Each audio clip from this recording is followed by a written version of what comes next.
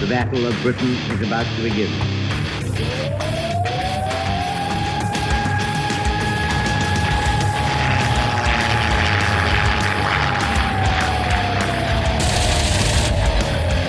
Deep right, we got tanks up there.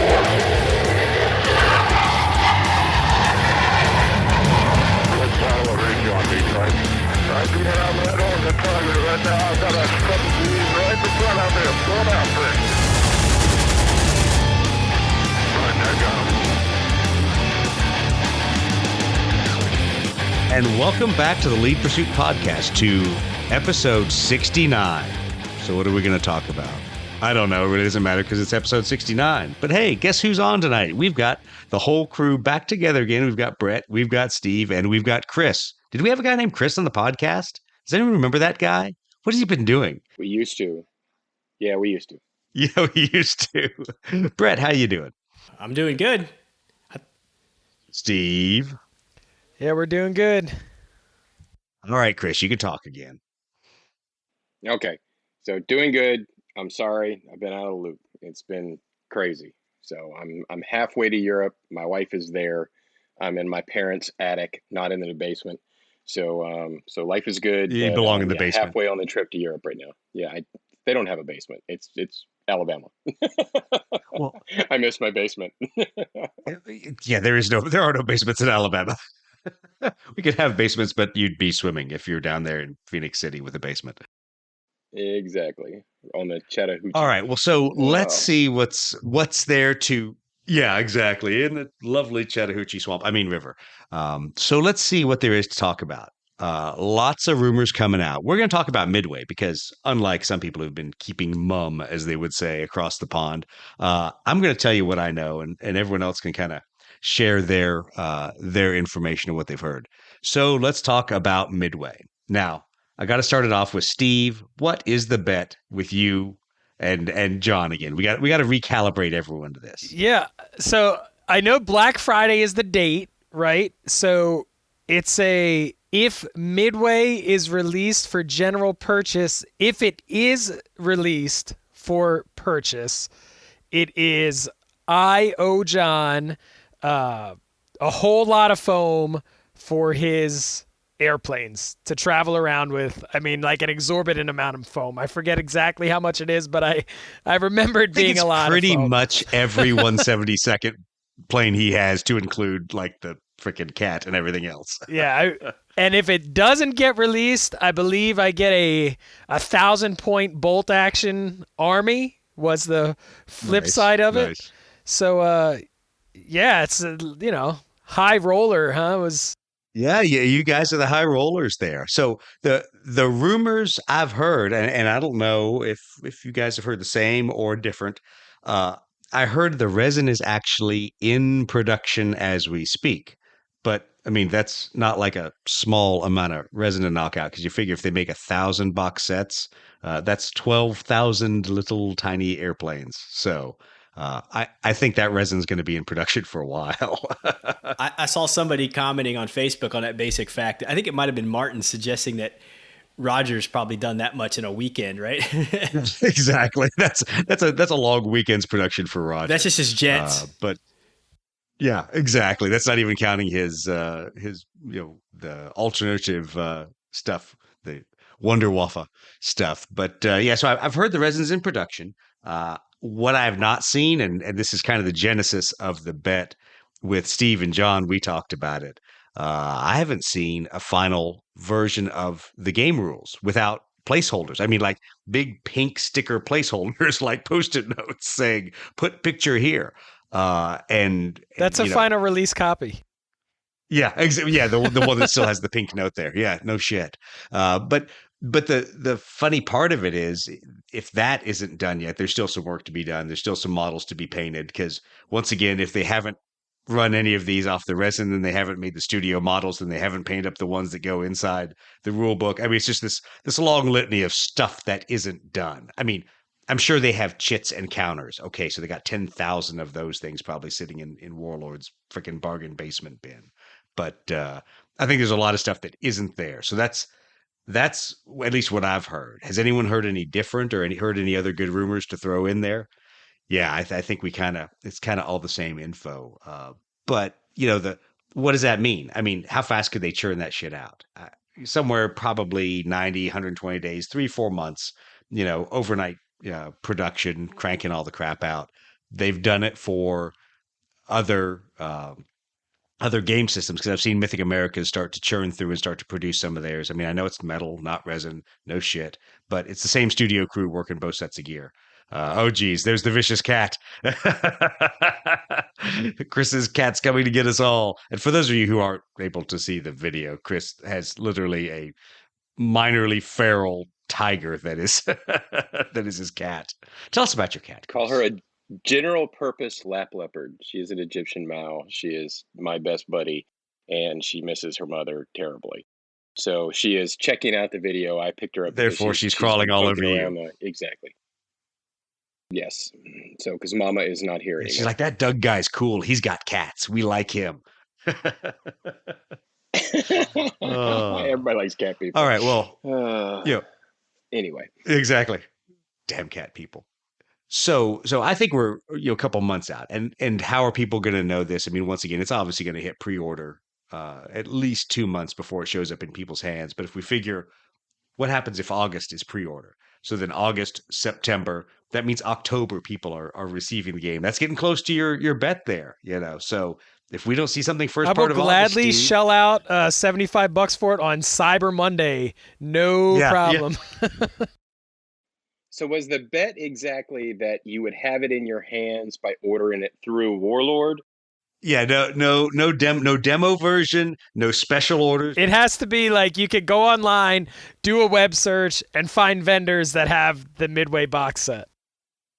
Yeah, I think I even threw him a bone and said, even if I went on the site and 2 weeks prior clicked buy, that it was not a pre-order, it was a buy, and it would still show up. So yeah, so we'll see how that all shakes out. Long story short, I think it's coming. I think the wheels are churning slowly at Warlord. Does it mean that I totally trust Warlord? Hell no. But I think that that at least the wheels are churning. What's I guess more frustrating is that they have no less than 4 or 5, now that I think of it, social media um, and customer service people, and yet none of them have any information to give us. So that tells me that it's nothing but bad news right now. There's no good news. All right, so let's talk about some of the other stuff we've seen. Hey, what have we heard about card packs? That was another one that just totally slid by the ready room. No one said anything about card packs. What's up with card packs? I see Brett laughing there. Nobody wants to pitch in and give the good news.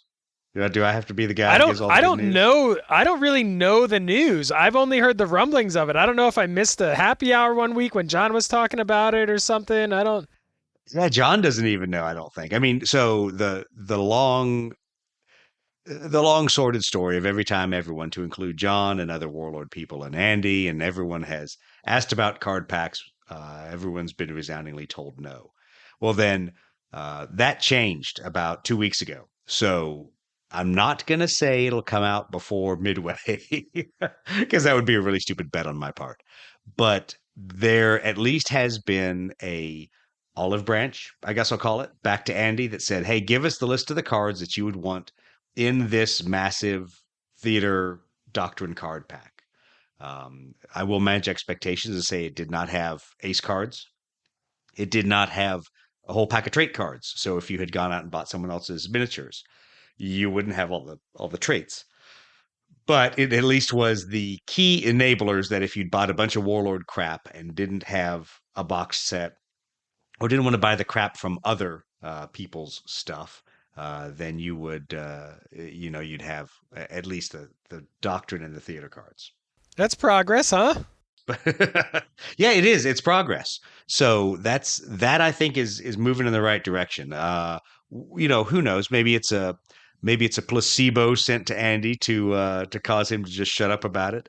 Because much like the Italians, where are the Italians? The Italians that we've seen renders of, the Italians we've seen the card information for. And anyone seen any Italian boxes? Nope, haven't seen those. So I'll kind of be the jerk here and say Warlord has a habit of sending a lot of information that never gets turned into final product. So we'll see. Hopefully this card pack will come out for at least theater and doctrine cards. it'll be expensive, I think. I don't know. We'll see, Steve. You and I have been betting as to how much they'll charge for all those cards, but I think it'll definitely be something good for tournament players, and then for people who don't want to buy every single airplane out there in a mad search for some of the doctrine cards. Well, it's a huge step forward because there's been so much clamoring for card packs, and it almost seemed like a reversal, really, just an acknowledgement that card packs are something that we could have, right? An acknowledgement that the community might know what the community needs. That's crazy. Why would we let the community determine what they want? Yeah, I know. So one of those things. All right. So any other releases or other things you guys have seen out there coming up for Blood Red Skies, either from Warlord or from anyone else? Man, could I drop a few teasers for ROC Works here? Oh, you can. I wasn't going to put you on the spot, but I was going to go get your big old badonkadonk out there. Your big butt airplane. I mean, there's some awesome stuff coming out. I'm not supposed to do any spoilers. So if I could just, drop a couple hints. One of these planes has a movie about it. The movie might rhyme with, I don't know, Flempfish Schmells or something like that. So I don't want to ruin anything, but I don't want to, really spoil it, but we got some 4-engine planes coming out, some twin engine, maybe dual boom type planes coming out. Nice, it's going to be an exciting summer and early fall from ROC Works. That's for sure. This bigger plane's got to be. I know we're a little behind. We're behind in production on the lead pursuit side, so I'll just apologize to everybody who wants some of these things that they're not done yet. Aren't those bigger planes a bit of a design challenge? Is you, like getting it all to fit in a single print, or do you do 2 parts, or how does that work? Richard actually has some bigger printers that they're just one-piece prints, and I've seen they look awesome.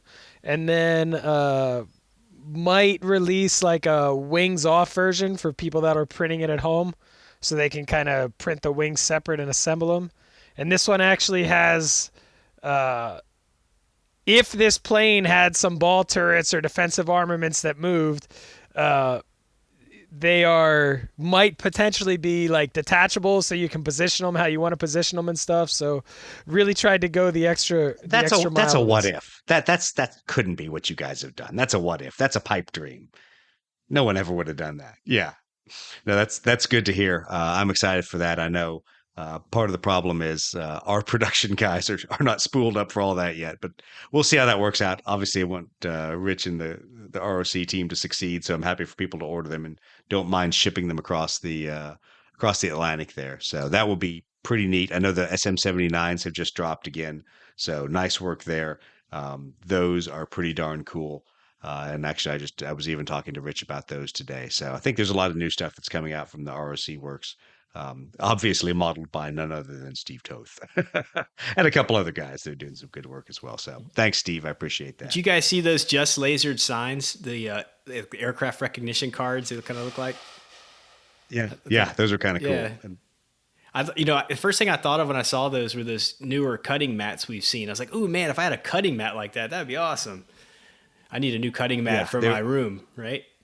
There's a lot of cool things that could come out that it'd be nice if Just Lasered would do that stuff, or if we had someone in the U.S. that would do it as well. But yeah, that wall art and the foam toppers were pretty cool. So maybe Steve, there you go. You should offer aircraft recognition foam toppers for your fighter foams. Yeah, I don't know if you can do that. You might get like your Facebook site shut down. All those German airplanes, though. I don't know if exactly. If You're not allowed to post any of that on Facebook. Okay, so let's. Anything else that people have seen coming out besides the ROC Works aircraft? If not, we'll just move on to events. So the next big event, at least for Lead Pursuit, is Twisted Lords, Oklahoma City, 23rd, 24th, 25th. I'll be out there all 3 days. Our 3D printing team will be out there all 3 days. Additionally, there'll be a bunch of guys playing Blood Red Skies. We've got games set up for Friday for the Midway games. Saturday is still tentatively the tournament. We'll see. Maybe I can kill the tournament and we'll go have fun playing a narrative game instead. Then Sunday is Korea, probably Bridges at Toko-Ri, assuming that all of the bridges and AAA and other things are all painted up. So We'll do that in 1/72nd scale Big Red Skies, or Big Alley, as John is so fond of calling it. And we'll also have some other Big Alley stuff that we can play if people want to play with the smaller models. Then the next month, 20 to 22 August, NashCon, we'll be doing a tournament there on Saturday. More info to follow. Probably the sign up for that will go on the Lead Pursuit site. Just a couple discussions we've had with the site organizers, and so they just kind of pushed that back to us. So we'll put the sign up there. So if you're in the southern U.S. area, going to NashCon, you're going to go play some bolt action or whatever. Save some time on Saturday and play a quick Blood Red Skies tournament. All right. Texas Broadsides is still going to the Lone Star Flight Museum 22 to 24 October, same weekend as Siege of Vicksburg. And Steve, why don't you tell us about your geography lesson, figuring out if you're going to make it to Vicksburg? Well, I 100% am going to make it to Vicksburg. I did have to take, a little ribbing. I just assumed, I knew Vicksburg was a big Civil War battle. I just assumed it was in Virginia because, being that's where the whole war apparently took place. Yeah, that's where the whole war was. I live like 2 hours north of Gettysburg, so if the battle wasn't Gettysburg, it happened in Virginia. And, so for some reason I thought Vicksburg was in Virginia and I'd be driving there, but I think I'll be fine. And if you wonder why all of us from Alabama hate Pennsylvanians and Virginians, that's the reason. It's like the whole war happened there. No, we're not just, we have a larger theater of war than just Virginia and Pennsylvania. I knew. You learned something new. If I remember correctly, Vicksburg was like a huge battle though, wasn't it? Well, and the part that I take away from Vicksburg is even the size of the battle and the inevitability of outcomes in Vicksburg. I just laughed that was one of the classic deception acts by the Confederacy, where they kept using a small number of cannons and repositioning them around the battlefield to where the Union thought there was actually, larger and more powerful Confederate artillery in place, and really it was like 5 cannon. So, but it is not in Virginia. Again, so you learned something. It is not in Virginia. It is in fact in Mississippi, in the town of Vicksburg, Mississippi. Should you have any questions? All right. Well, enough of beating that dead horse and laughing at Steve. But the good thing is, it should be both of us. Should be you and I both there, because I have no plans to travel for any work travel before November. So I think we'll be able to make that one happen. All right. So let's see here. We talked about rock prints, talked a little bit about Lead Pursuit foam. Obviously, people are still ordering a bunch of the different fighter foams. Steve, you've been doing a great job producing a variety of different sizes. I know we've produced some that fit the fighting foam or the BFL size foam, and so that works well for some of the pack series of cases. Plus, we've got the 6 and 12-inch foams out there. I'll kind of put the shameless plug out there for the foams. If you really are tired of beating up your models and putting them in a postal mailbox with, as Steve said, McDonald's wrappers holding them apart there, John Russell, we're talking about you, then get a bunch of the 6-inch foams. They're small. They're pretty easy to get a quick squadron of fighters in, and you can slowly expand with those over time. But that's enough for shameless plugs. Anything else in the way of new kit, things that people have seen out there that they want to buy or that they picked up recently that they want to talk about? Kickstarter for Age of Dogfights, World War II. Ooh, I did not think of that. So you picked up the print and play version of the World War I. Of the World War I. I got the World War I. Yeah. And for those of you that don't know about it, it's not a miniatures game, but the way the game is written, really cool movement, really cool dice rolling. It's just a really simple, easy, fun game, and it would be super easy to convert it to miniatures play, especially if you have some of those, I forget where they're from, the donut magnets with the little ball bearing that you can like tilt and pivot. Right. Because that is a part of the game. The out, going up and down and banking and whatnot is a part of it. Would make an awesome miniatures game. If you haven't checked it out, it's called Age of Dogfights, and their World War II version is now on Kickstarter. Yeah, so it check should it be out. just on Kickstarter. Now, what happens is the stands change, right? So you like switch out the stand for the airplane if it's banking, if it's climbing, if it's doing whatever, right? Yeah, yep. They have a couple of different stands, and it's just it's like a flight stand, but the top of the flight stand isn't a miniature. It's like a little just a top-down paper picture. like a card. Yeah, like it's a cardboard counter that sticks on top of it. But if those were miniatures, that would be, just it's a cool game the way it is now, the way it plays, And like I said, if you could turn it into miniatures, it'd be really sweet. Well, maybe there's another project for the Lead Pursuit podcast, as if we don't have enough damn projects. Speaking of projects, how'd I let you guys off the hook? What the fuck? Hey, progress report.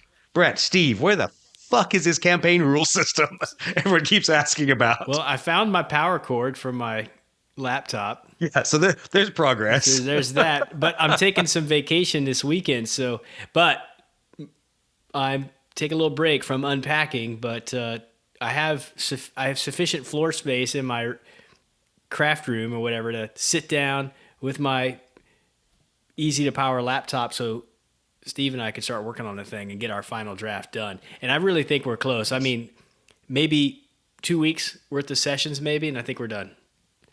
Okay, cool, good. Because I know a lot of people have been asking, and so I always feel bad because I want to kind of give the pat answer, the placebo, keep everybody all happy, and then I'm like, fuck it, just ask Brett. Right. Well, ask Brett the difficult question. I said this in some other forums, and I guess it's okay to say it here too. The next milestone really isn't, in my mind, isn't this final wrap up we have, because that's really very easy. I think just changing some page numbers and stuff like that, and some final edits. Not a big deal. The work is done.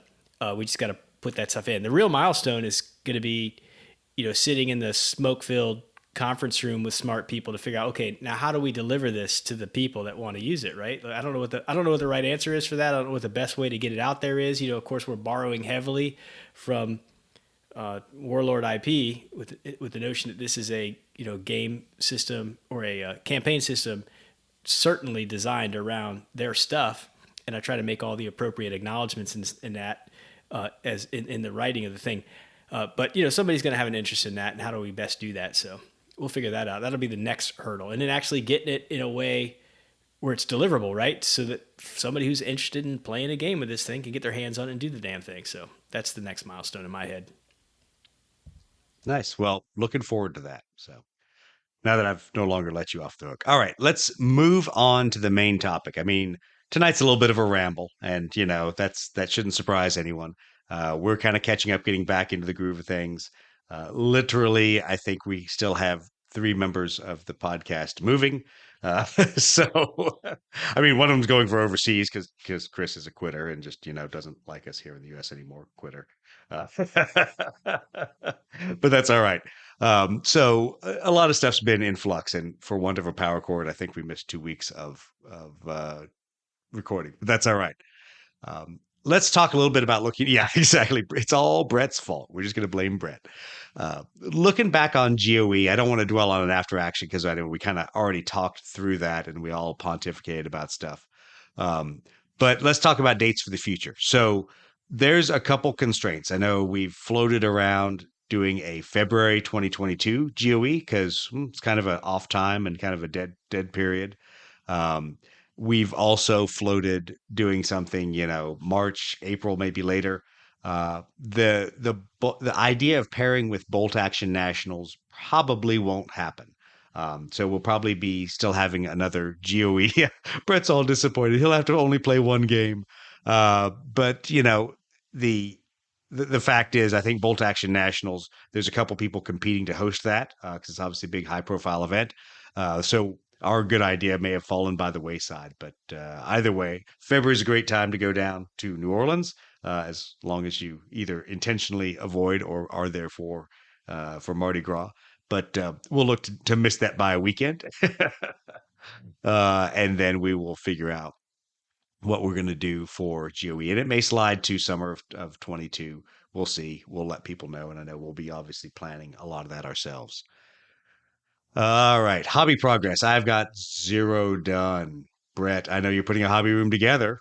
See anything else for hobby progress? If that counts. I mean, really the only hobby-ish progress is I've unpacked boxes in the room that I eventually hope to have as my painting space. And it actually looks like a workable room. I mean, there's a definable desk surface and some storage kind of stuff. So... Yeah, you're ahead of me then. Steve, any hobby progress on your end other than designing models at the cyclic rate? I've been doing a little painting of just some random planes that I had left over, and been kind of plugging away on some U.S. paratrooper bolt action guys. So, but other than that, just enjoying summer, man. We only get like 2 months out of the year you can be outside in Pennsylvania, so you got to enjoy it while it's here. Yeah, exactly. Go have your fun and enjoy that. Not sitting in your basement. You can sit in your basement for the rest of the time. All right, let's see. I'm not going to ask Chris if he's had progress because I talked to him today, and you haven't even broke out your Necromunda stuff to paint. So I've got two you're little boxes here at the house that have stuff in it. They are getting broken out tomorrow. I finally got everything that needs to be taken care of in the moving realm of going to Europe taken care of. My wife is situated right now in a temporary apartment in Germany. Freaking, we've got everything else going. So that stuff's going to finally be broken out. Use the air compressor a little bit. By the way, John Russell, shout out. The air compressor is coming your way. So as soon as I'm done with it here, it's going to get retired because I'm going to have to pick up a 221 when I get to Germany. But yeah, I'm going to be doing some hobby stuff here over the next couple of weeks. So not going to be any airplanes, but definitely going to be getting some miniatures on the table again. Finally, my all my stuff's been packed up. Our stuff's been in transit already for 6 weeks, and we've been told not to expect it because of COVID port craziness until sometime in October over in Europe. So oh I'm awesome. I'm Oh down to geez. literally two tiny totes of hobby stuff that I'm going to U.S. postal out of here when I fly to catch on the other side. So that's what I'm going Did to have the mainly did the till October. logistician in you have to explain to them that to get to Germany you actually don't have to go through the Suez Canal? It's Dude, actually a straight shot across the Dude, ocean. it was so funny. I called the lady from USAA to do the insurance and change everything over to Germany. And she said, so you're moving one vehicle to Germany. She said, when did they tell you it was going to be there? I said, well, it ships in July, and they said it would be there in 6 to 8 weeks. And she literally laughed on the phone. She just laughed. She says, this is all I do is Not going policies to happen. for American military. She goes, you may see your truck by Christmas. She said, may. Yeah, exactly. So she said, tell your wife to go ahead and lease a car, get a car over there because don't expect to see your POV anytime soon. So, but yeah, Christina's The already been car, it driving. has not arrived at the port. Christina There is doesn't no care. tracking. We cannot find it. She's been driving her little rental that she got with her apartment all over the Autobahn. First time she's ever been on the Autobahn. She told me the other day she had the car up to 105 miles per hour, and she was legal, and just thought that Nice. was the coolest thing in the world. So she's heading out to get a BMW here in the next couple of days. So we're doing good. It's just hobby progress is going to be slim for me for the next couple of weeks. But hey, we'll Yeah, see. yeah. I was hoping to knock some out before Twisted Lords because I needed to get some post Mig Alley aircraft done, but we'll see if that gets done. Hopefully, if the weather holds off, that means if it, or I should say, if the weather doesn't hold off and it keeps raining, then I'll get some hobby done because I won't be working around the farm. I'm hoping to have at least two Necromunda gangs done by the time you get down here Oh, freaking next nice. month, so that we can at Oh least yeah. Oh, then test hey, play some then of that. So hell yeah, because so I that's still have that's the my goal. Necromunda stuff that I haven't even assembled, so we Yep. need to play that. Yep. So let's talk about what we're playing. I don't think anyone's played Blood Red Skies, not even virtually, pretty much recently. The I've been playing a lot of Hornet Leader and a little bit of Phantom Leader and one or two games of Israeli Air Force Leader. And why is that? Well, if people have been on the Solitaire Wargaming or any of the DVG fan pages, you've seen they're putting out a poll. They're like, well, would you rather have a game about MiGs called Fulcrum Leader or maybe Flogger Leader? So I'm obviously working on a project for that. That's going to be a heck of a lot of fun. Is it a reskin of Hornet Leader just with MiGs? No, it's not. It's got a lot of the cool game mechanics.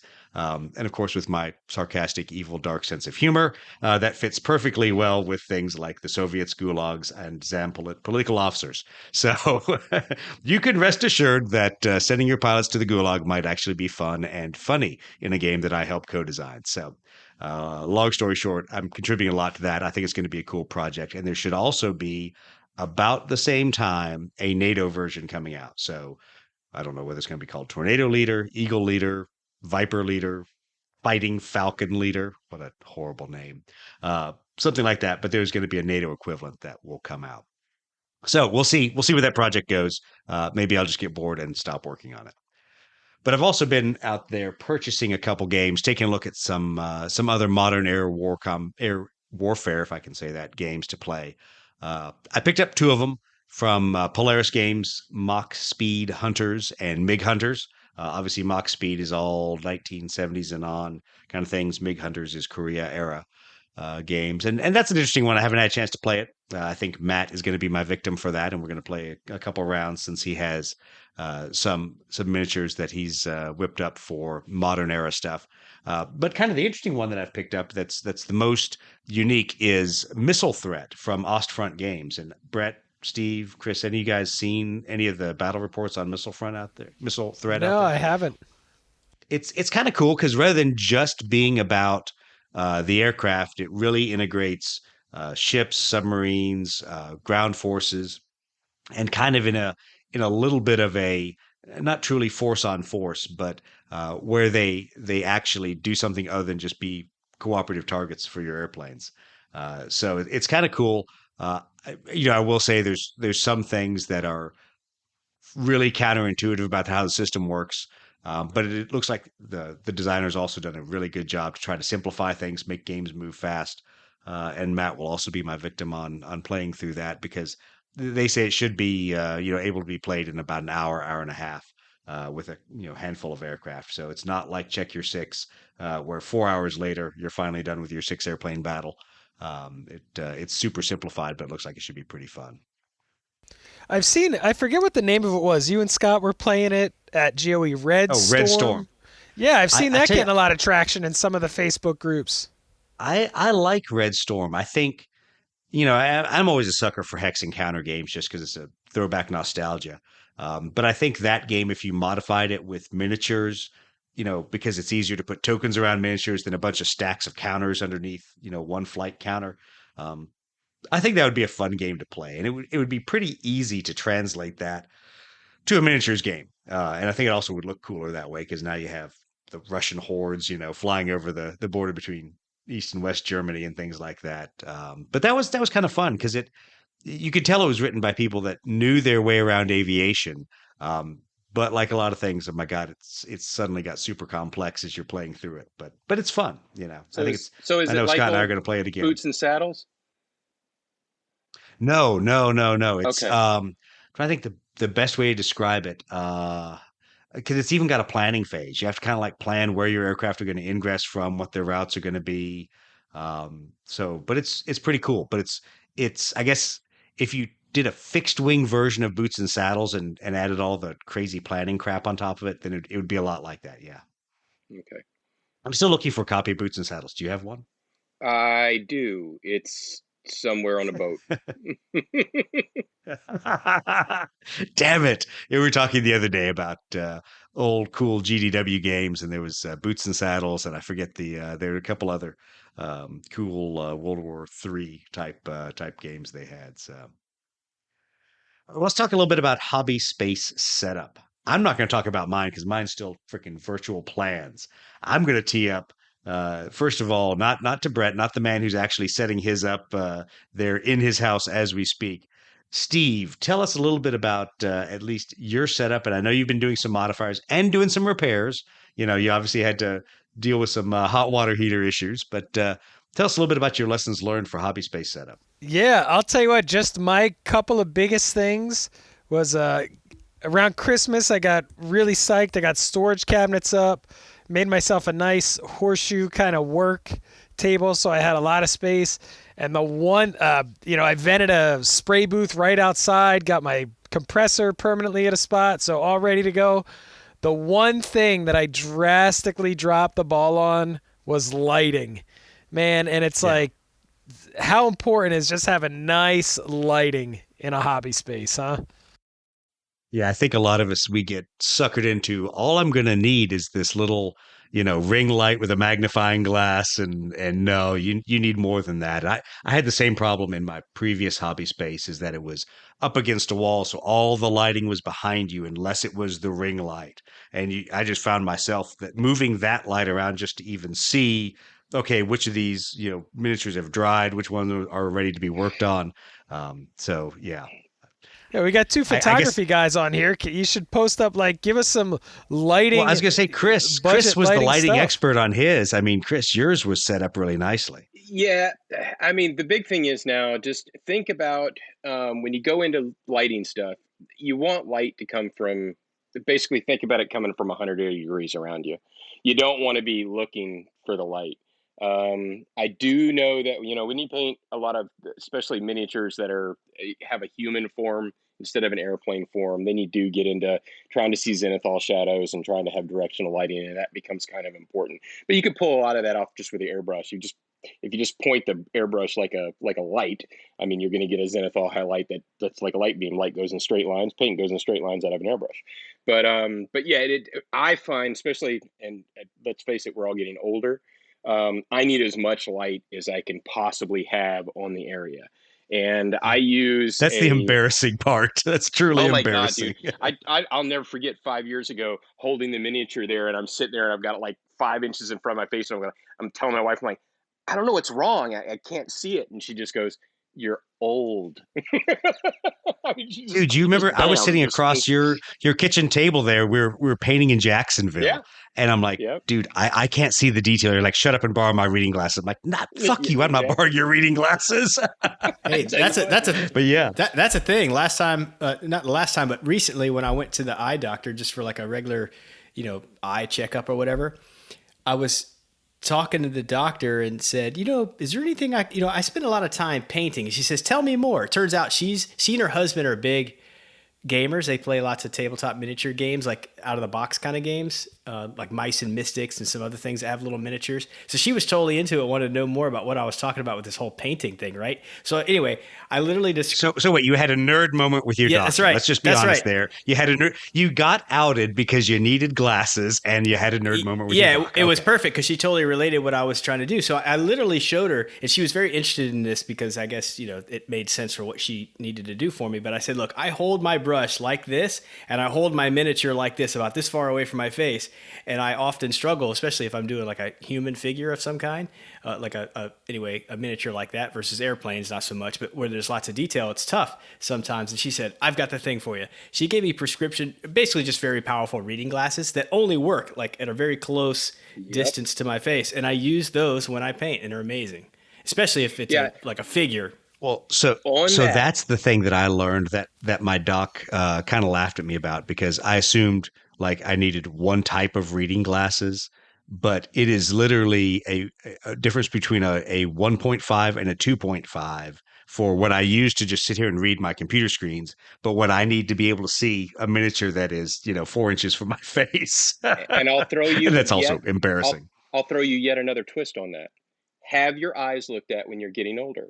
Because I had no idea until I went in and told an ophthalmologist what I do, with painting miniatures. And he said, well, I need to look at some other things in your eyes. And they found I've got a hereditary stigmatism. My son has it. He has glasses. My father has glasses. I've never worn glasses, but I have this latent stigmatism in my eye, and it really shows up in my painting. I have one eye that doesn't focus in the same spot. And I needed reading glasses that were set up for my stigmatism. And ever since I got those, finally, it's like I'm not fighting, because I was going through just 20 of the freaking reading glasses, changing the number, changing this, changing that. I could never find something where my eyes didn't get tired after about 20 minutes, until I went to the doctor, said, this is exactly what I do. This is where I need to focus at. And he looked at my eyes and made me a pair of glasses. They're the best glasses in the world. In fact, I don't wear them for anything else but painting. They stay in the case unless I'm painting. So, I mean, that's a big part of it. And, I know we started with light, but glasses are huge. Magnifying is huge. But just back on the light subject, yes, you need lots of light. I mean, it's hard on your eyes. My mom is a quilter, like an award-winning quilter, and she's getting older, much older. And you can get to the point where you can dry your eyes so much by intently focusing that you're actually doing damage to them over time. So if you're not doing the right things, you're not putting the right amount of light on it, you're actually accelerating the use, the damage that you're doing to your eyes. So definitely, if you think you're getting older, you need a lot of light, and you need to have the doctor look at your eyes and get you something that works. So those are really important things. So moving on to things that our younger painters and hobbyists might care about. Yeah, we just ran off covered all the half of our audience. Anyone under the age of 45 was like, I'm fucking out of here, dude. Well, it's a problem when I have to get up to go pee every 20 minutes. Yeah, so let's talk about something for the hobby layout. Now, Brett, you've got an L shape. I was a huge linear desk kind of guy. I lost track how many painting stations Chris had, so you really don't get a vote in this whole thing because having multiple stations doesn't count. Steve, linear or L shape? I have a U, so I've Ooh, got you're a like U shape. yeah, I'm a Ooh. U shape guy, man. You're just a rebel, you know? Yeah. Is that because you have more trash you haven't finished that is spread out throughout all your hobby space, or Well, is it, I have a spot. compartmentalized? I would say I have a. I guess it would technically be like a usable L shape, and then I have all my 3D printers and stuff like that on the third side that makes up the U. So I've got like so that's not really Yeah. workspace. It's production. I would say space. it's an L. I would say I have an L that one area is like where I can work and assemble stuff and glue stuff and that kind of deal, and then the other side of the L is like the airbrush booth where I do a lot of my painting and that kind of stuff. Yeah, yeah. Well, you're gonna laugh when I say this, and Brett's probably he knows how my hobby space, what a disaster it was. The reason I liked having a linear space instead of an L was I have the worst hobby ADD possible. And if I'm looking at miniatures to assemble at the same station that I'm painting at, I don't know what I'm going to do. And I'm just going to sit there and I'll paint a couple figures and go, but no, I need to make those Primaris Marines, or whatever. So it was great for me to literally compartmentalize painting in one side of my long linear desk and assembly on the other end. And so things would kind of move in a linear fashion from being assembled down to the paint booth on the far right side. I have to separate my Brett, stuff how does too. yours? I have to keep it sort of separate. Well, you have a closet of shame. You just keep yours in the closet. And Yeah. then it gets assembled. It's true though. I have to kind of keep. I tend to get all my paints out for any given project and put them on the table, and I get all the sprues out for just the thing I'm working on. Any other sprues I try to keep literally out of sight, because if there's a Space Marine in a cubby that I can see that's only partially painted, it's going to mock me the whole time I'm painting another 109, so I can't have that. Yeah, well, that brings up a whole nother question. Um, Chris, I know you also had some amazing display cases out there. Uh, how do you guys organize your in-work stuff? I mean, because obviously we try to, solve the problem and paint everything or assemble everything in one sitting, but it's not going to happen.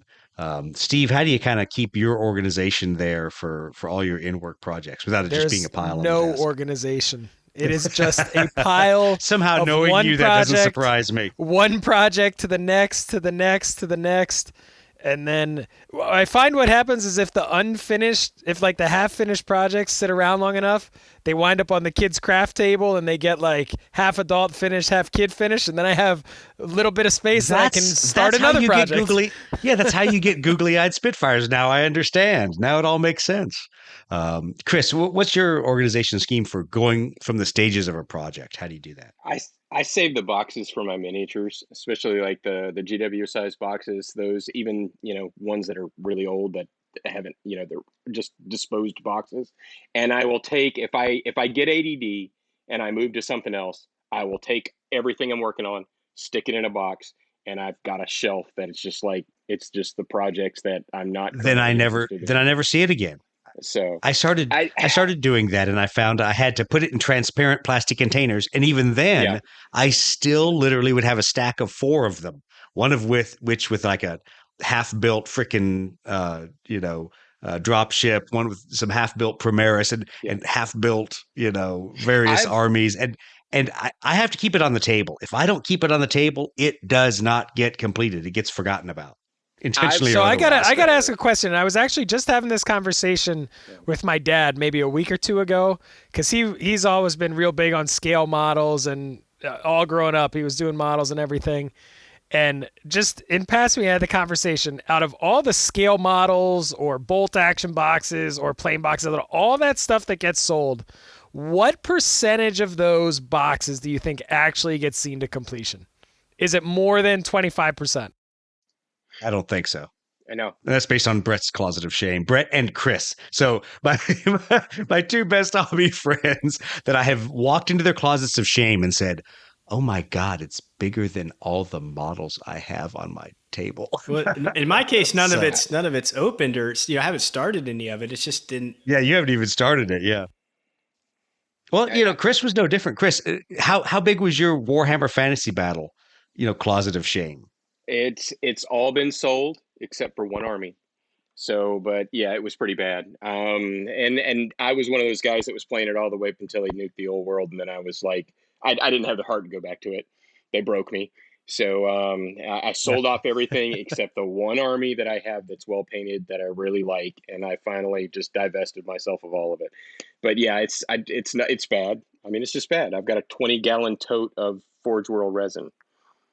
So I mean, So I was about to say that's the funny thing is if you look at the more expensive models I have a higher percentage of painted Warlord models than of more expensive AIM and more expensive yeah, rock printed ones. And it's funny. I don't understand that. And I know why some of them because they were projects that were very specific. So like I've got some old ferry battles. I've got some aircraft that were older World War II ones that are in there, and then I've got a bunch of Vietnam stuff. That what do you know? Yeah, no BRS Vietnam. So all my Vietnam stuff is still in the same box. So I literally have a tote full of AIM resin for all this stuff not even primed, not even the screw posts broken off and a ball bearing put on there.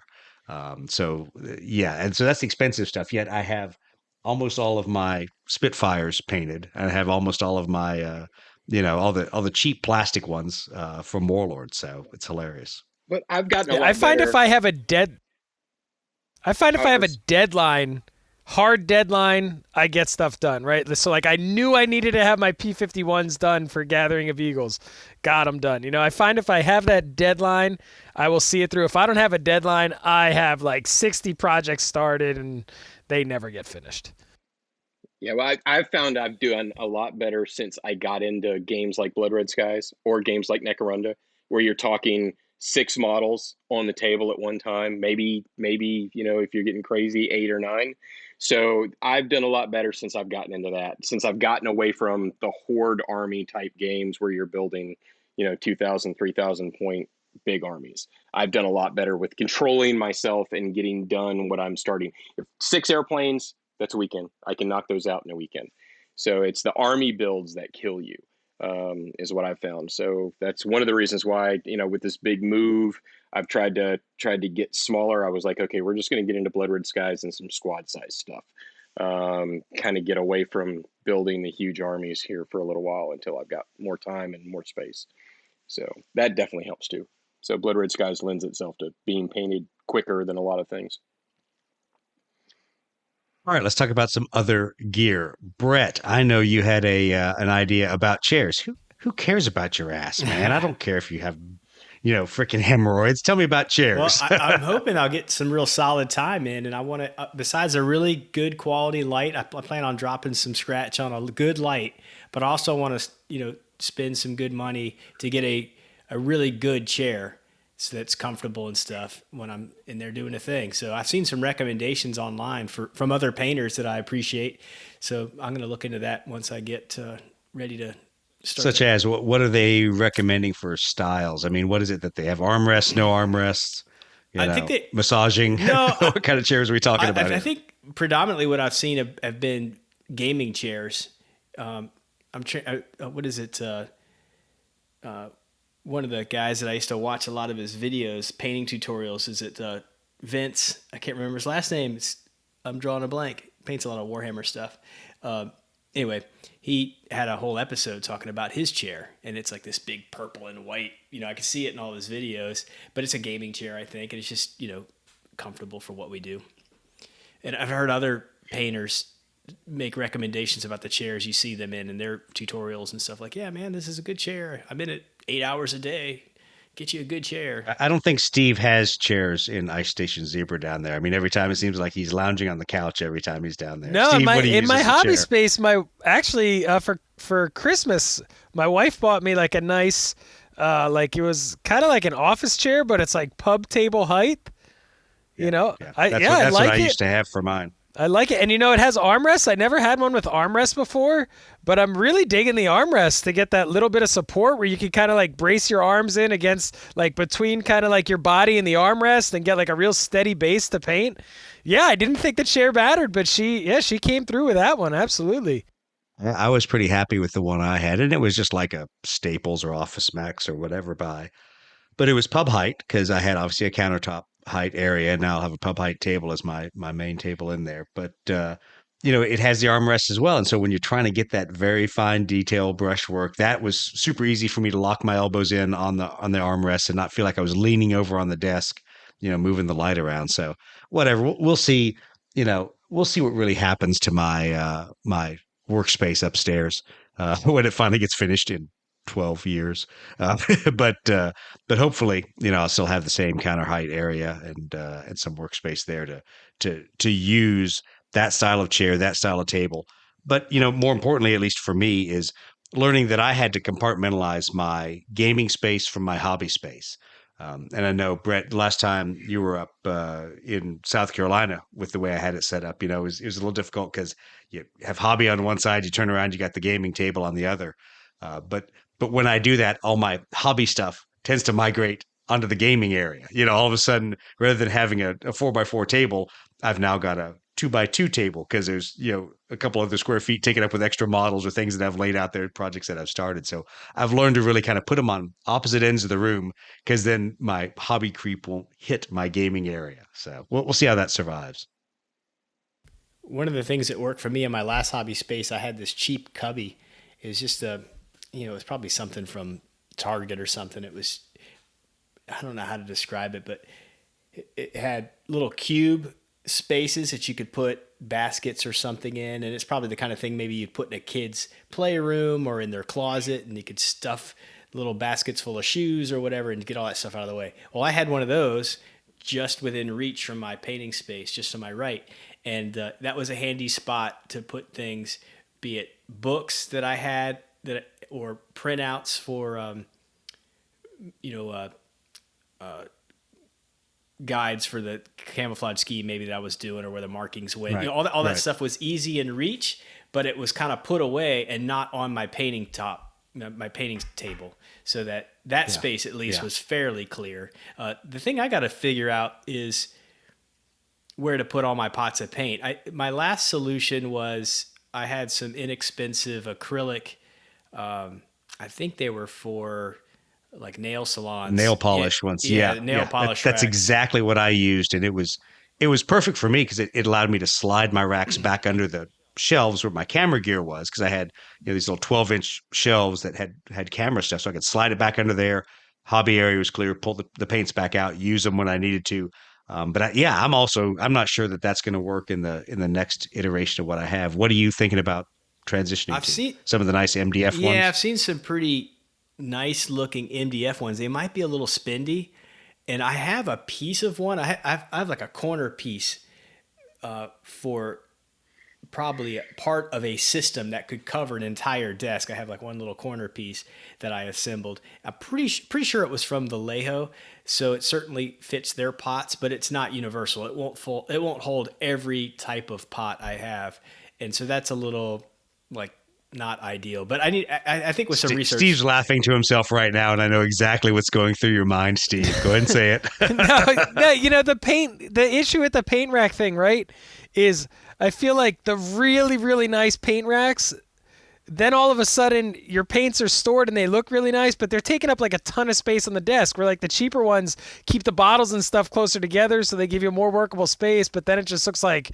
a mess of paints on it. Yeah, the paint storage is something I got to figure out. What I like is a combination of two different types of acrylic ones, and this is what you saw in my basement in Michigan, Doug, and Brett, when you guys were there. They make these vertical acrylic ones for holding nail polished paints also. So I use a combination of them. I've got two of the vertical ones that hold all of the paints that I'm not using, and they're beautifully displayed. They only stick out about 1.5 inches from the wall. They're right up against the wall. And then I have two of the 90-degree ones that are kind of tiered, and I drop the paints down that I'm using currently onto those tiered racks.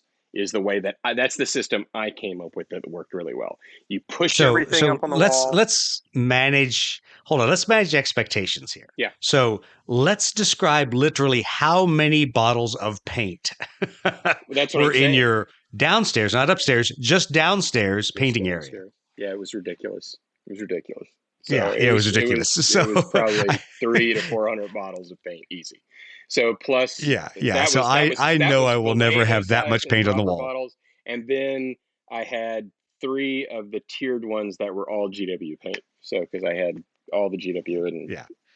So I just laugh because every time you say, well, you know, you can set it up like me, I'm like, I don't have that much wall space. Well, I do, but that brings me to the next point. Display, because display is as much a part of our hobby, I think, as the actual hobby and the gaming and everything else. And display cases are kind of like opinions and other things. Everyone has their own way of wanting to do it. I know for me, it's a huge part of what's going to be right behind my hobby space because my goal is if I can set a workflow that things move from assembly table to hobby table to display case, then I'll feel like I'm accomplishing something, not them going back in the closet and into more fighter foam, never to be seen again, because otherwise I'm totally screwed that way. yeah, for the dollar, probably the best display case out there is the Del Tough case from IKEA. I think they run $90. They're 18 inches by Those 18 are awesome. inches. I They're put my five. Space Marines in them, I'm and just telling you, I man. can put my Look, plastic Thunderhawk in there. I don't own them. I don't own them. I know everybody that I know in the hobby where I was in Michigan that did Warhammer, and that's what they put their stuff in. I went out because I have several Horde armies that I wanted on display, and I just bit the bullet. I dropped $400 with a display company that makes jewelry cabinets, and that was that big, huge crystal freaking case that you saw down there in the room. It's 4.5 feet wide, it's 18 inches deep, and it's 6 feet tall, and it's got 5 shelves. And then I had to do the LED lighting because, yeah. You had the same thing. Brett, what was yours? Yours was an IKEA one, right? Yeah, I had a couple IKEA ones, but my current space, I never had my display cases in my hobby room. They were up in the game room. I don't have a game room now. So it looks like I'm going to squeeze one of my 2 cases into the hobby space, and Gavin's going to adopt the other one for like toys and stuff in his room. So I think a lot of my things are going to remain in storage, which I'm very grateful for foam now. But I think I can't do that. Then there's no enjoyment for me yeah. and that's my biggest frustration is I have in my current non-existent office all of my Blood Red Skies miniatures, even those that I've not painted that Trevor has done a wonderful job for. Those are in foam, and so I don't see them. I don't see my the Hurricanes he did. I don't see the Avengers that he did. And I had the Avengers just sitting out on top of one of my bookcases for a while because I genuinely like looking at these miniatures. Steve, what's your display plan? I have no display. I'm kind of like you. Everything kind of goes in the box, but I'm actually really excited. So we have the downstairs basement is kind of like the family area, and I have my little workshop down there on the side of it. We actually over this next year, we actually have an attic also that's just storage. So we're actually going to go up there and insulate it and get some air conditioning, get some heat up there. And the upstairs attic is actually going to become kind of like a gaming space / reading nook for the kids, kind of like an actual space where like we can play games and not have to like put it away for dinner, or we can work on a puzzle and not have to like not eat dinner until we finish the puzzle. Steve, that kind of stuff. You are failing. The goal was to convince the family to move to Florida. The nicer you make that house there, the least likely you are to actually move to Florida. I know. Yeah. Well, yeah, I know. Well, you got to pick your battles, I guess, right? You build a gaming space like that, you have planted the flag, my friend.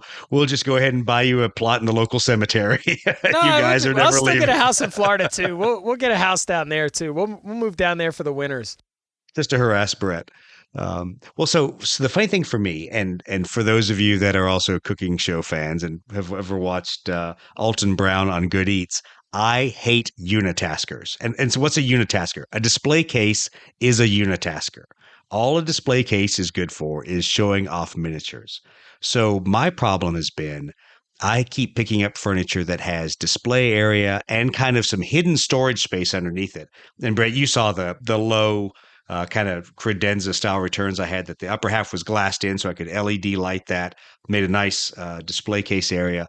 But it had room for me to cram literally part of my closet of shame. Everything that was a series of Primaris sprues stuck together, old Space Marine sprues that I could put in bins that were still sorted for hobby work, but put under there. So I would, in a sense, it was a way for me to shame myself. So that as I would open and go take out some miniatures, put them in a case to go play 40K, I'd go, oh yeah, look at all that stuff for Death Watch that I still haven't assembled. Or, oh, look at all that Primaris stuff I bought from the first Primaris box set I still haven't assembled. So in my mind, I have to both have the miniatures I play with alongside kind of a reminder of all the shit I have yet to do. Because if mine sits in a closet of doom, it will never get touched. And I now know that about myself with a couple of my early on 40K projects I got into back when Chris and I were first going to Adepticon, that I still haven't even painted a fully assembled tank. You know, an old, I guess it was an old Predator, one of the old Rogue Trader era Predators, still not painted. So yeah, I need to keep that stuff in the forefront of my mind, or I'll lose track of it. Yeah, that's why you need kids. They can slap a 50-cent bottle of Apple paint on an $80 Tamiya model in like an hour. It's no problem. I was about to say this finely crafted rare Rogue Trader era Predator. Yeah, I probably should just let your kids paint it because it'll get done, and otherwise it's still going to be in white primer from this. You know, the last time I looked at it. What do you guys think about paint shakers? I'm thinking about one of those for you shaking the pots. Those old pots I have that have been in storage for 7 months now. I bought one and I absolutely love it. Get one secondhand that's a test tube shaker. That's the best way to do it. You can find them online, especially on eBay, where they're like recertified and they're pretty cheap. I think there's actually a couple companies that are coming out ones that are more designed for hobby paints. They've got just a different rubber stopper on the top, because the one that the most of them come with now are set up for test tubes, for agitating test tubes. But those things are worth their weight in gold. First time I encountered one was at War Game Camp about 3 years ago, and have owned one ever since. Henry Steele brought his all the way from the UK when he was teaching us to paint, and it really does. It just, you can't. It agitates paint so freaking well. I mean, you can bring back a lot of paints that you think have completely settled with a good paint shaker. Well, the good news is once we beat the Delta variant, Moderna and Pfizer will be having a fire sale on test tube spinners, right? Okay, there's my pandemic joke for the day. Brett's not laughing. He's like, that's bullshit. I wanted to tell you guys a little story about how I chose the room that's going to be the paint room. It's kind of funny. The feng shui was No. Did you have to actually, figure out what the spirits were telling you? It was this simple. So there's 3 bedrooms on that side of the house. I could have had any one of them. 2 of them have carpet. 1 has hard floor. Have you ever? So you're saying you're messy? Have you ever dropped a tiny piece of sprue in your carpet and you're like, no? Dude, that isn't the worst. That isn't the worst. You're losing parts of the sprue down there, and I know that that Chris knows this from all his resin work he's done. Green stuff in carpet. Green stuff does not come out of carpet at all. You're just going to end up cutting that chunk out. I took the foot out of a pair of Sean's pantyhose and put it over the end of like the crevice tool on the vacuum cleaner, and was going around on my hands and knees trying to find like the little piece that I dropped on some Space Marine or whatever it was. That's awesome. That's happened. So yeah, I've got the hard floor now. That may not happen as much anymore. No, the other thing I'm too, going to have hard floor upstairs. Vinyl plank flooring. If you do drop acrylic paint on it, or you drop acrylic based freaking washes, that type of stuff on it, it comes off. It scrubs right off. A little bit of alcohol and it comes right off. I know people have different, pet rocks about flooring, but having installed vinyl plank flooring in a house up in Kentucky that was in our family, and that's just everything wipes off of it. I've got that in a couple places up at the farm. Vinyl plank is the way to go in a hobby space. I mean, sure, if you have ceramic tile already down there, sure, whatever, knock yourself out. But when your paint gets in the grout, then guess what?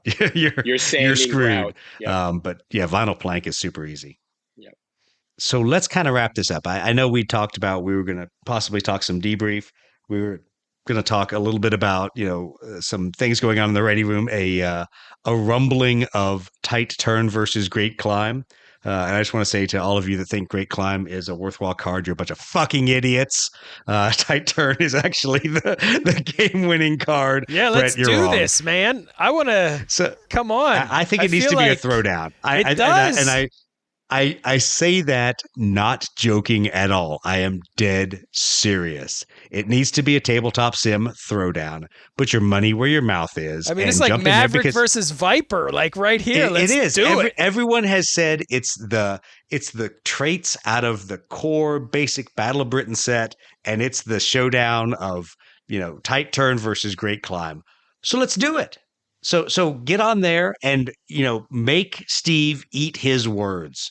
Show him that Great Climb is in fact a much superior card. I don't think anyone has the balls to do it. We're going bare bones rules, right? Because we're just testing traits. We're not testing crazy combinations. No doctrines, no traits, none of this bullshit. Just trait cards. Because we just want to find out which is the better. A skill level 4. Perfect. Skill 4, 2 3s. 3, right? Yeah. Yeah. So Let's do it's this. super simple. Absolutely. And I think Brett, of course, is sitting there just fuming because he's thinking about how many games he got the absolute shit beat out of him by tight turning Spitfires. Brett, what's your call? I saw a lot of the chat thread or whatever about Great Climb versus tight turn. And I think in all the games we've played, Steve has had an interesting way to counter Great Climb. And I almost don't want to give it away. Like, I think maybe we should just talk about it offline. But anyway, if you're using Great Climb, let me think this through. There's a way your opponent can essentially turn off your Great Climb by making other choices during their pilot action, which in a sense can nullify some of the advantage Great Climb has. Yeah, so I will answer one of the immediate comments that was there because people keep saying, hey, if your enemy never gets to advantage, then he never really gets the benefits of tight turn. Well, here's the first fucking problem. If you're not playing bounced, there is no excuse for not being advantaged. Bounced is the only scenario where you ever should end up as something other than advantaged. And even then, if you survive the first turn, there's no excuse for not being advantaged. Well, the other issue with it is too, right, is with tight turn, you do not have to burn advantage to turn. So if you're playing somebody with tight turn and they're burning advantage to turn, they're just dumb. That's the advantage of tight turn. That's what changes it. You don't ever have to burn advantage to turn your airplane. So here's the thing we'll have to do. And I'm going to say it. I'm going to say everybody needs to get in there in Tabletop Sim. Basic Battle of Britain set. Just basic traits. No doctrines, no theaters, no aces. A single 4, 2 3s, and a 2. And just hammer it out. And just let's see what the sheer numbers of people playing shows. Because I really think there is some very insular meta, both between the UK and the US. And in the US, tight turn is dominating. And people can shrug it off, whatever you want to say, but people have prepared for 2 years for GoE events, and tight turn has dominated 2 out of the top 3 fighters every single time. Well, and that's not by accident. The other killer, and this isn't really a trade card thing, but if you're just talking starter set, you're splitting your trait cards in half. So if you're taking 4 planes, you're getting 2 great dives on a speed 7 plane, which is essentially useless, where you're getting 4 tight turns on a Spitfire, right? So that to me right there, I am curious if there are Spitfire players going up against 109Es and you're getting your ass beat. Melt your models down. Just melt them down. Take your cards. Build a fire in the backyard. Put all your little boom chits and zoom chits in there. Send the cards to somebody. We want the cards. Don't burn the cards. Yeah, exactly. We want the cards. Send the cards to somebody who'll use them. No, melt your models, dude, because you're a single trait, tight turn aircraft. I heard. I got the impression, I don't know if this is accurate, but my takeaway after reading some of the chat was like, yeah, Great Climb in that box set is advantage over the tight turn guys. So, nobody's prepared to believe that tight turn is better than Great Climb. And in my head, I heard Steve saying, get good. That's what I heard. Yeah, exactly. Play more games, dude. Play more games. If you were getting your ass beat flying Spitfires, you need to play more, or you need to go back and take a look at how the rules work. And I'm not saying that just to be a jerk. I'm honestly not. That the understanding that Steve and Brett and I and Chris and everybody have gone through, and Trevor, in figuring out that that the game is all about turning. It isn't about burning advantage. When you burn advantage, you're giving something up, dude. And if you can do what you need to do by turning, then there's nothing the enemy can do to defeat you. Well, it really is a foregone conclusion. In our own defense, too, the vast majority of the games Steve and I have played together have been box set games. So Absolutely. Well, and I think more importantly, a lot of people keep talking about using outmaneuver and beating somebody down, but that is thinking about one airplane. That's thinking about great climb versus one tight turner. And the problem is, hey, that's great, man. You knocked my pilot skill 2 down. While you're doing that, and while you're using outmaneuver as your pilot action, the rest of the guys are coming around on you and they're tight turning. And then, God forbid, they have aggressive tactics. So we could you might as well stream just this, pack 'em. right? Like we should be able to set this up that we could like stream it and do right. This could be a good deal. Absolutely. I think this is we might call it celebrity deathmatch. It might be what it is. Now I'll tell you what's going to happen though, because for like 2 months we were talking about tournaments. I was getting all excited, and the day of the tournament, Doug pulls me out of it. So is this going to be another one of those deals where don't let me be the TO? I've already fucked up, and I can't be any worse of a TO. So I'm not going to be the TO for this. So guaranteed. So I'm done TOing. That's why I'm trying to basically cancel every other tournament I'm supposed to do. But yeah, so yeah, do you guys play it on our system, and we'll stream it? Man, I just keep thinking about this. This is the whole reason why F seemed like such a big advantage when I jumped from E's to F's. Do you remember that, Steve? Like I felt like I had an embarrassment of riches all of a sudden when I stepped up to F's. Yeah, that's why. Because anyway, that's a whole nother discussion for more cards and play style and strategy stuff. Well, let's wrap this up real quick. Brett, anything you want to throw back out for either hobby space or stuff you've been working on, or anything to leave the listeners with tonight? Good lights, a good chair for your ass, and get a hard floor. Steve, any lessons learned besides don't have a hobby space where you have a hot water heater? No, I just want to see I mean, Brett right now has like the fresh start, right? So we should see some like almost kind of like little HGTV transformation blog about his hobby space coming together, right? There you go. You threw the gauntlet down. So Lead Pursuit apparently needs to document all of our hobby space transformations. You know, I don't know what the name of that show is besides sad 40-year-old men in their basement. Pimp My Paint Room. Yeah, exactly. Pimp My Paint Room. There you go. That's the new. That's our new YouTube channel. We might just have to do that. Chris, anything leaving the listeners besides the fact that we all hate you because you're going to Germany and you're going to be eating schnitzel and drinking good beer?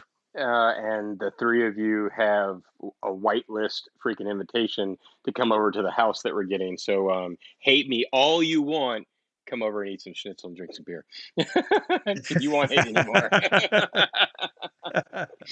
Oh, exactly, brother. Well, awesome. Well, hey, I'm actually glad we got to have you back on the podcast before you took off. I mean, you're definitely still a member of the Lead Pursuit team, but we hadn't had you on in so long. I was afraid you were going to escape to Europe before we were able to all be close to the same time zone. Yeah, well, I'm stuck here for 6 more weeks without the fam. So I'm actually just here with my youngest son to get him settled at the University of Alabama before I take off. That's the reason I stayed behind.